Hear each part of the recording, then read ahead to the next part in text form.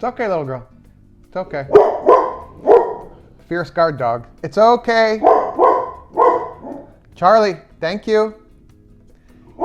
Hey everyone, welcome to GardenFork. It's time for another edition of Viewer Mail, or Viewer Comments, or Eric Responds to Viewer Comments. So, I think the theme today is Karma is Boomerang, all right? The first one here, we have a video about replacing the water heater in my friend's basement. It was an electric water heater. I call them a hot water heater. And you get a ton of comments where people are like, why do you call it a hot water heater if the water is already hot? And then they think they're being funny. So maybe it's their first foray into speaking in public or something, but I just kind of just delete them. I need my glasses. A gentleman did write, and I kind of get these a lot. Why in the world would you put barking dogs in a video? Maybe funny, but he is trying to pass as a professional. Edit the mutts out, then I'll take you more serious and pass this on. So I don't go negative on this. I always focus on the positive here because I found that actually it works really well, and maybe this is like a life lesson for Eric and for everybody here. And so I responded and I said, hi there, sorry you don't like the video. I don't pretend to be an expert. We're showing people stuff we've done. Our labs are a big part of our life, so they stay in the show. 198,000 people have watched this video. And yeah, like almost 200,000 people have watched the hot water heater video. And I just left it at that. And the guy wrote back, which proves my point here. And he wrote back, sorry, I do like the video, and I actually did it on Sunday. Watching helped me remember a few things. Didn't mean to come off as Mr. Critic. Nice work.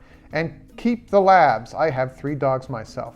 Next time, put a video cam on the dog and show afterward what he sees. So there you go. You're taking what came off as kind of overly negative, and instead of like kind of going after that guy, I just said, hey, sorry you're feeling that way. This is how I feel. And people realize sometimes that maybe they were a little too snappy. Email and the web, leaving comments can be very dangerous because there's no tone. It's just you kind of read it and you're like, oh, what does he mean by that? So I'm rambling here. But my point here is that it pays to be nice. You're driving down the road. I'm driving down 3rd Avenue the other day and some guy cuts me off, right? And I honk my horn at him. And at the next stoplight, he knows I'm behind him, right? And I'm like, who is this guy? And he turns around and he just kind of went. And to me, that meant, hey, I'm sorry. I knew what I did. Hey, I'm sorry. And I've done the same thing. I've done stupid things in the road, and then I just kind of look in the mirror and I go, hey, sorry about that. And it works. It kind of calms things down. It acknowledges, oh, I'm aware of what I did, and just move on in life. Because that anger grinds on you, and I don't want to sound like a real hippie, but it's like a negative energy, and it takes away from the world, you know? I think we need to focus more on what's good out there. Kind of like what Rick Henley says a lot on GardenFork Radio, it's a great time to be alive. And the fact that I'm even alive is amazing, thanks to modern medicine, I think. But there's my point. So if somebody leaves you kind of a snappy comment or cuts you off or sends you an email you don't like, just, if you're going to reply in the positive. Hey, I'm sorry you feel that way, or hey, didn't mean it that way. Just kind of acknowledge you heard them, but then come back in a positive way, and don't try and outdo them in the negativity world, because there's just so much of that, and the web is so full of that stuff, especially on YouTube. So.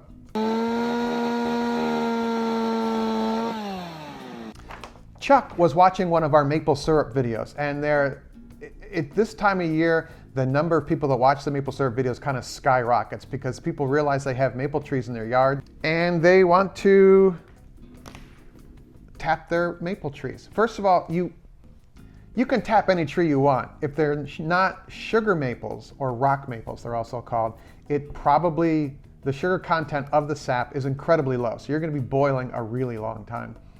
That being said, if you have sugar maples in your yard, and you should buy a couple of tree identification books, we have some links below for that, you can do it. It's not that hard, and it's really kind of a neat activity. And some of the comments have been great, like, oh, I'm doing this my first time, thanks so much.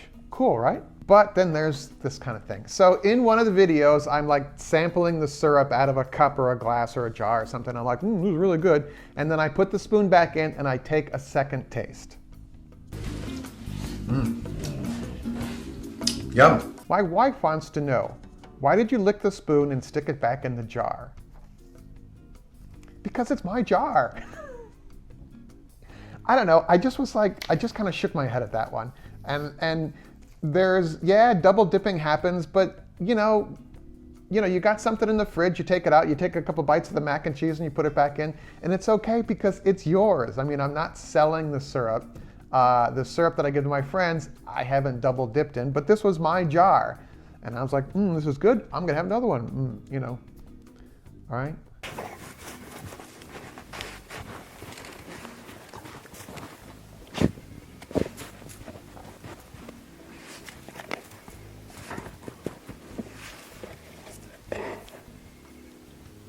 By the way, with the Labradors, a bunch of new videos out there as well. The Labrador YouTube channel keeps growing, which is really fun. I have a ton of footage. I just have to sit down and edit it. And I'm saying a lot. Eric's foot surgery, post-surgery, is getting better and better. I'm not moving around as nearly well as I want to. I wrote a post on our website about it. If you want to see a picture of Eric's foot with the giant surgery scar, I put it up there for you. I won't put it in the video here because not everyone wants to see this gross picture of my foot. But if you're into that kind of thing, I'm fascinated by medicine. It's up there. And I hope next time I go see the doctor, I'll get a picture of the x-ray that shows the screw that they screwed into my foot as well. Last time I forgot to take a picture of it. All right.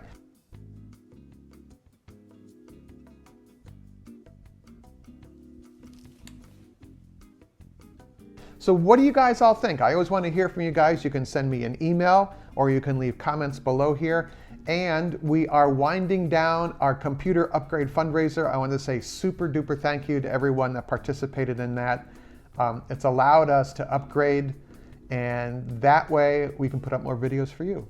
If you want to support us going forward, we're going to roll out a new kind of subscription-based model in the next, I don't know, I'd say next month or so. We're going to test that out and see what people feel about that. All right? So, always want to hear from you. The best thing you can do for GardenFork is to share GardenFork with your friends. There's a number of share buttons below here. Or just email people a link to this and say, hey, you might like this guy that makes these videos. Who knows? Also, we put out our email newsletter. If you want to do that, there's a link right below here. So, come tell me what you guys are doing. A couple people have made videos, which is very cool. All right? So, see you later.